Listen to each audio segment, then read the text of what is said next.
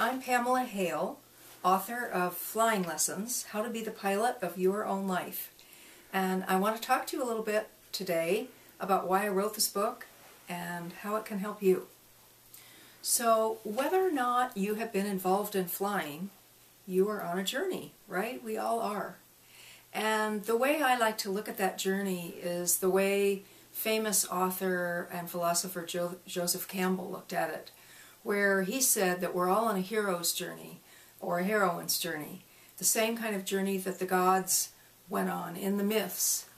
And those journeys, according to Campbell, have a plot line that he drew.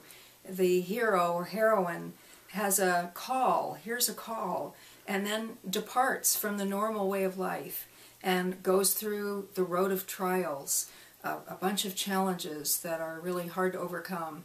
And then once he overcomes those challenges, or she overcomes those challenges, she's able to return to her world and offer the grail or the wisdom that comes from her journey.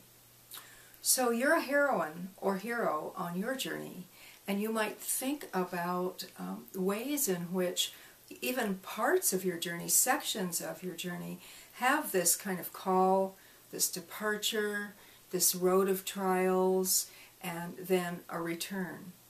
So that's the way it was for me when I took flying lessons. The call came for me very early. For some reason, flight has always been a very powerful metaphor for me. Maybe because my biological father was a bomber pilot in World War II, and he was shot down and killed when I was just a baby. So the flight metaphor was powerful right away for me. I had fantasies when I was a little girl of flying. Maybe you've had those. I thought it was just a matter of practice before I'd be able to fly on my own power. And I still kind of think that. And so when I was 40, probably fearing imminent death, I made a bucket list. And on the bucket list, I put get private pilot's license. At that time, I'd never been in a small plane, didn't know anybody who owned one, and didn't have money for flying lessons. But I put it on the list. And by the time I was 45, I met my now husband, John, who was a pilot.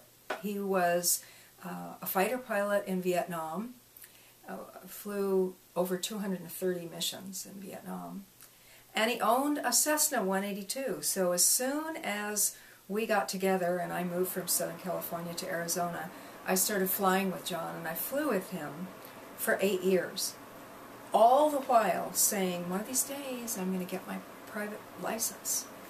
And so that was the call. And in the next segment, I'll tell you about the challenge.